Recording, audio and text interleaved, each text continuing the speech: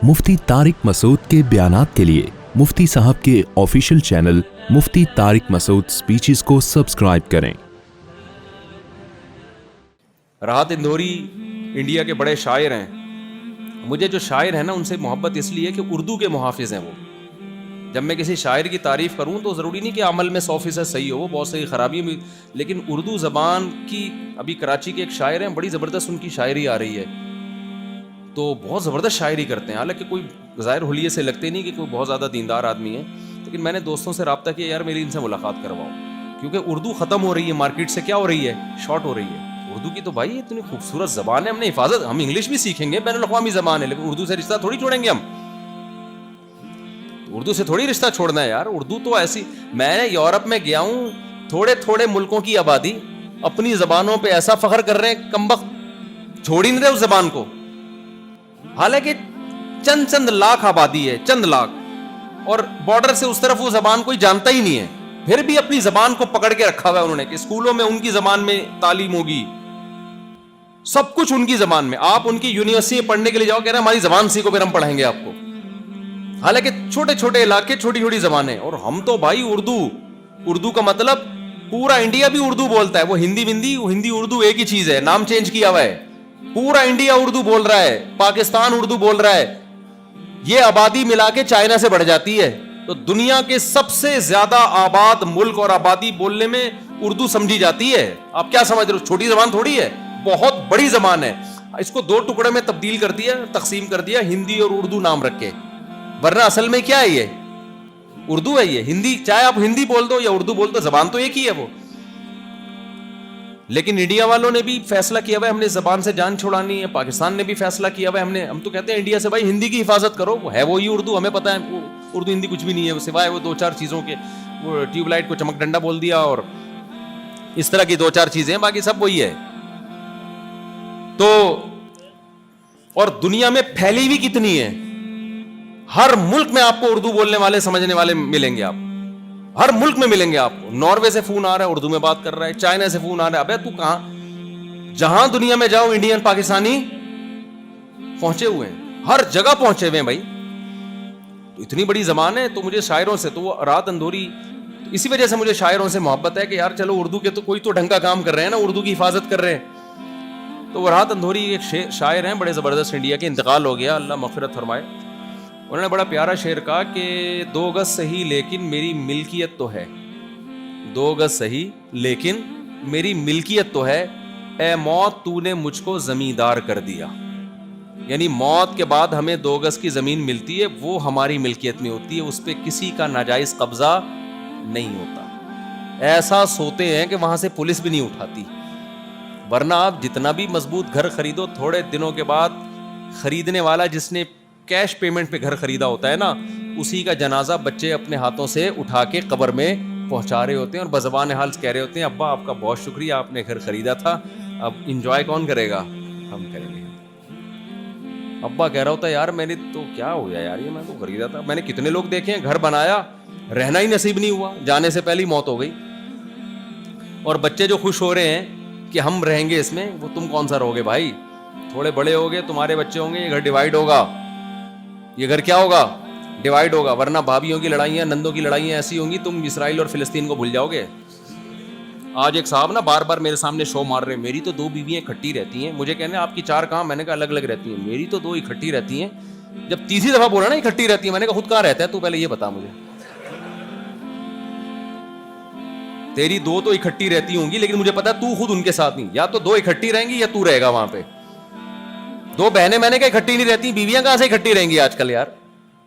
बहुत लोग शो मारते हैं आके ना, जो 3-3 वाले, 4-4 वाले, बड़े बड़े शो वाले आते हैं मेरे पास, और ऐसे बता रहे होते हैं हमारी तो 3 ही इकट्ठी रहती हैं सब। मैंने कहा भाई तू खुद कहाँ रहता है, और अगर घर में रहता है तो हेलमेट पहन के जाता होगा घर में, मुझे पता है। तो हेलमेट के बगैर 2 बीवियां जिसकी इकट्ठी रहे और वो हेलमेट के बगैर चला जाए, कोई गारंटी नहीं। और मैंने कहा अगर बिलफर्ज तू भी वहीं रह रहा है, 2 भी वहीं रह रही हैं, तो थोड़े दिनों में तीनों में से एक का जनाजा उठने वाला है, सरवर फटने वाला है।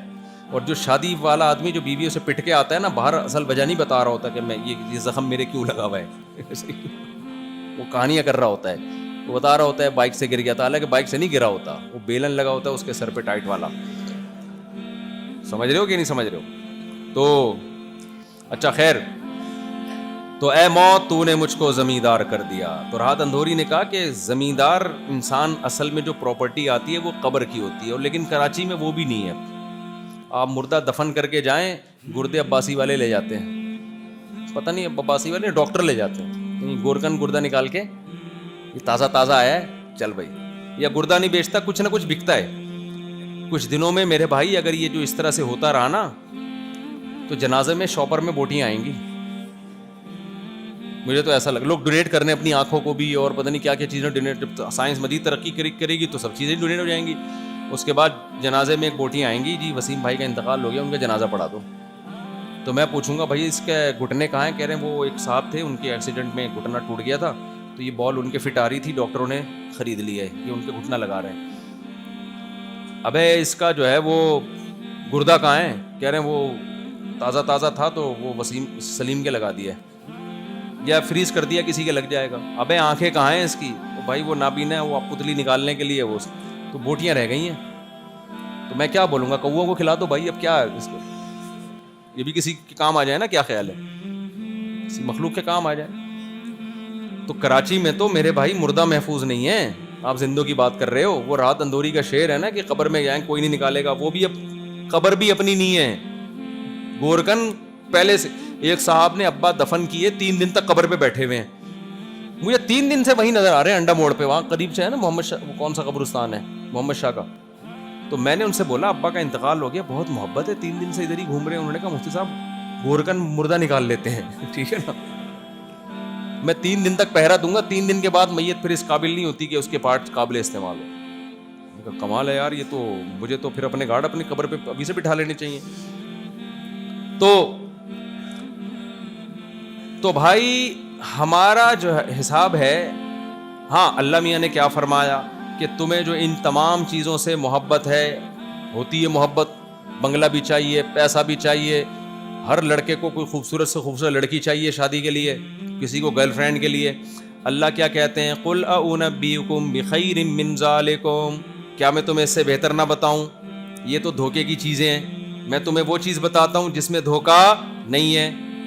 اب دیکھو میں نے مائیکل جیکسن کی مثال سے بتا دیا کہ اللہ میاں نے 2 دعوے کیے, ایک یہ کہ یہ دنیا دھوکے کا گھر ہے, دوسرا یہ کہ جنت دھوکے کا گھر نہیں ہے. تو اللہ کا ایک دعویٰ سچا ہو گیا کہ نہیں ہو گیا؟ مائیکل جیکسن اور جیسے لاکھوں لوگوں کی مثالیں ہمارے سامنے ہیں, محنت کرتا کون ہے, کھاتا کوئی اور ہے. تو ایک دعویٰ سچا ثابت ہو گیا, اس سے پتہ چلتا ہے اللہ دوسرے دعوے میں بھی کیا ہے, سچا ہے. تو اللہ کہتے ہیں جنت کی طرف دوڑ لگاؤ, للذین اتقوا, وہ لوگ جو برائیوں سے بچیں گے. برائیوں سے بچنا کسے کہتے ہیں, بس میں اس کو وضاحت کر کے بیان ختم کرتا ہوں, سمیٹتا ہوں. پھر پہلے اللہ نے خوشخبری سنائی, جو لوگ برائیوں سے حرام سے بچیں گے, حرام سے بچیں گے, ان کے لیے جنات تجری من تحتها الانہار, بہترین باغات ہیں جن کے نیچے نہریں بہتی. اللہ جنت ہمیشہ شروع باغات سے کرتا ہے, گھر اور بنگلے کا ذکر بعد میں کرتا ہے اللہ تعالیٰ, کیونکہ انسان جب کہیں جاتا ہے نا رہنے کے لیے, سب سے پہلے وہ لوکیشن دیکھتا ہے, یار جگہ اچھی ہونی چاہیے. اللہ کہتے ہیں ایسی لوکیشن, جنت کہتے ہیں باغ کو نہیں. دیکھو عربی میں باغ کے لیے 3 لفظ استعمال ہوتے ہیں, ایک ہے حدیقہ, ایک ہے بستان, اور ایک ہے جنت. حدیقہ باغیچہ, گھروں کے باہر نہیں لوگوں نے باغیچے بنائے ہوئے ہوتے. بستان باغ, گارڈن جسے ہم کہتے ہیں. جنت حدیقے بھی دنیا میں ہوتے ہیں اور بستان بھی دنیا میں ہوتے ہیں, جنت دنیا میں نہیں ہوتی. اگر کہیں جنت ہے تو مجازن بستان, اچھا بستان ہوگا, اس کو جنت کہہ دیا. جنت کہتے ہیں انتہائی گھنے باغات. انتہائی کیا, جنت نکلا ہے جن سے. جن سمجھتے ہو, جن نہیں پتا, چھپا ہوا ہوتا ہے نا. ابے چھپا ہوا ہوتا ہے نا جن, اگر چھپا ہوا نہ ہو تو افورڈ کر پاؤ گے آپ؟ وہ ایک آدمی کسی فلیٹ میں گئے, کسی نے کہا یہاں جنات ہیں, اس نے کہا بھائی جن کچھ نہیں ہوتا. بیل بجائی, ایک صاحب اندر سے نکلے, ہاں بھائی میں نے سنا ہے جن ون ہے. کہہ رہے نہیں میں تو 500 سال سے لے رہا ہوں, مجھے تو اب تک کوئی نظر نہیں آیا. وہ بندہ بے ہوش ہو گیا, ابے یار یہ 500 سال سے رہنے انسان ہے کیا یہ. جن سے یاد آیا عاملوں کی بات مجھے بیان میں بتانا ہے, ایسا نہ ہو عاملوں کے چکر میں پڑ جاؤ جنات بھگانے کے لیے.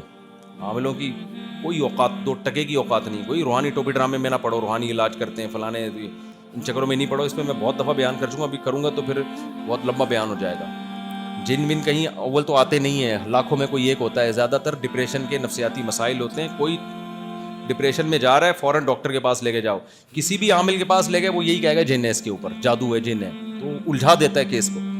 فوراً ڈاکٹر کے پاس لے جاؤ گے کیس سیٹ ہو جائے گا, میڈیسن دے گا. میں نے بہت سارے مریض دیکھے ہیں جو جیسے ہی کوئی الٹے سیدھی, بعض دفعہ گھر میں بچہ الٹی باتیں کرنا شروع کر دیتا ہے نا, پتہ نہیں کیا کیا بول رہا ہوتا ہے, ماں باپ کہتے ہیں جن ہے بیٹا, جن ہے. اس کے عامل کے پاس لے گئے, اس نے بیڑا ہی غرق کر دیا. تو اس پہ بھی جن, پھر ماں پہ بھی جن, باپ پہ بھی. ان کے پاس تو جنات کے پورے ٹولے ہوتے ہیں عاملوں کے پاس, اور ان ٹولوں نے عامل پہ قبضہ کیا ہوا ہوتا ہے, عامل نے نہیں ان پہ قبضہ کیا ہوتا. تو اس کا بہتر طریقہ ہے فوراً ڈاکٹر کے پاس جاؤ, وہ دوائیں دے کے سیٹ کر دیتا ہے الحمدللہ.